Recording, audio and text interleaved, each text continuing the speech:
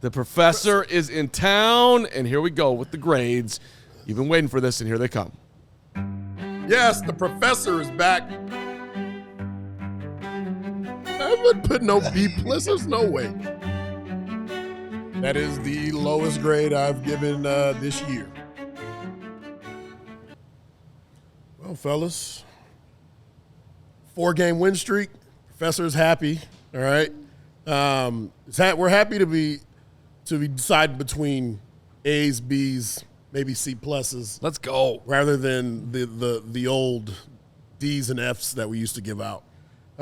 So let's start with offense. Offensively, I gave them a B. All right, I know they had about 386 yards of total offense. Turned the ball over one time with an interception. The tarnish here, penalties. Mm-hmm. Too many penalties that are within our control. And then we still have missed opportunities. You know, there's great that Caleb's able to avoid some of those sacks and extend plays. But when you have an opportunity to get the ball down the field, let's seize those opportunities rather than become incomplete passes. I think that's fair. Yeah, look. It's funny because you look at the advanced metrics this morning, and they're all really, really good. It just shows you how effective they were running the football. Yeah. And you can't, you certainly can't ding them for that. But Not on at the all. other hand, the penalties and just sort of the lack of efficiency in the passing game too it wasn't perfect by any means. So the professor raises the bar. That's what he does. You got standards. I think are these new glasses for the professor today? Well, we've always had them back there, you know. Just it feels very 4-game streakish. Yeah. He's the Canadian professor today like from Toronto. Canadian, eh? Oh. He's representing Theo. It sounds like a slicker professor. I like it. Defensively, A-. There it is. All right, and I'm going to explain the minus. But when you take the ball away 4 times, you have 4 sacks. You hold them under 100 yards rushing. You're 30% on third down. You're 100% on fourth down. Sorry, guys. The standard is the standard. All right? You have to hold them to under 200 yards passing, and they got 206. I know it's petty. It's petty, I know. But you know what? The standard is the standard. And so that is honestly why they got the minus. And A's, they still get an A. I think that's fair. I think A- is completely fair because they played great. They played great. But right before halftime and then coming out of halftime, Yes. there was some slippage there. I mean, to the standard. Yeah. And that's not to say they can't score on you at some point, but all of a sudden it looked too easy. And it was a little blip for most of the game. Then they got back to the takeaways and everything fine. Yep. But yeah, there were a couple drives that were like, Spencer Rattler's doing this? Like, what? Well, it was the drive at the end of the first half, and then the drive to open up the second half. That could be the minus, I suppose. It's your minus. That's a minus. Tyreek getting beat up top. That could be Great your minus. tackle though after that. Phenomenal tackle. Yeah. You know what was interesting too? Right before, if you go back and throw Ben Johnson into this mix, which I know we're going to get to coaching here in a second, but the Bears could have run out the clock at the end of the first half, but they threw the ball and ended up going 3 and out. And the Saints got the ball deep in their own territory, so you still feel comfortable, and then they hit the bomb. And then all of a sudden, now you got... I don't want my head coach to be conservative in that moment. You're up 20-0? Yeah, but wasn't there still how much time was on the clock? A minute? 30? 2 minutes? Enough. That's a 2-minute drill. You practice every day at training camp for that exact moment. You're not just going to punt on it. Plus, they still had timeouts, didn't they? The Saints, I'm saying. I don't think the Saints. I'd have to go back and double check that. I'm not sure they did though. When did they? They had to have 10 timeouts. In that Maybe time. they did. Maybe they did. Okay. Well, moving on to special teams. I gave it special teams an A.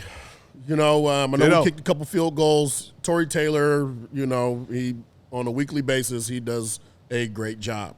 I don't think that there was nothing that shined or was glaring in the negative category this week. So I thought an A was deserving. Yeah, I mean, look, Torrey Taylor He's been good lately, and especially yesterday. They managed to – you never want to go 3 and out to start the game. Yep. But with the way the field position is now, they start at the 35, and then they get a good punt. Mm-hmm. And even though they went 3 and out, they backed up the Saints inside their own inside their own 20, which is what you're trying to do. There are a couple of tiny little things that you could pick on, but for the most part, I thought it was a good performance. Well, I mean, Moody makes all 4 of his kicks. I mean, none greater than 39 yards, but you can't ask the guy to do anything else other than put it through the uprights, which he did. Taylor landed 2 inside the 20. Duvernay, by the way, it's a big week for Duvernay, former Raven, getting to go up against his former team. Well, there's going to be a lot of talk later in this week about Roquan Smith being motivated to play the Bears, but don't forget about Duvernay. Maybe we got a super chat on that right now. MC Sports Vault, $5 says Duvernay return stats are underwhelming.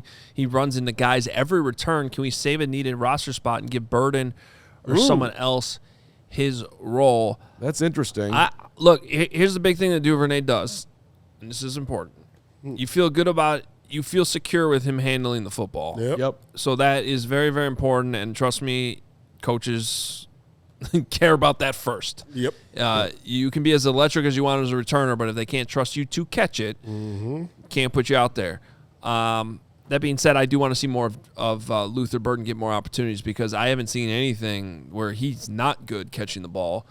And I do think he might be able to be a little bit more explosive at times. Well, since you brought that up, if you look at snap counts on the offensive side of the football, Luther Burden specifically, Burden was out there for 19 plays 28% of the time, which, is not a ton. Oh, it's rookie. Olamide Zaccheaus, 36 snaps, 52% of the time. You want to flip that? Not yet. Not yet. It's the same thing as I just said. Rush into any of that stuff. It's that T word I was talking about, trust. Which leads us to coaching. Fellas, and this one was a change in my head. At first, it was a B+. And Ben lucked out because he went for it on 4th down. This was where me and Hogue, we had differing opinions.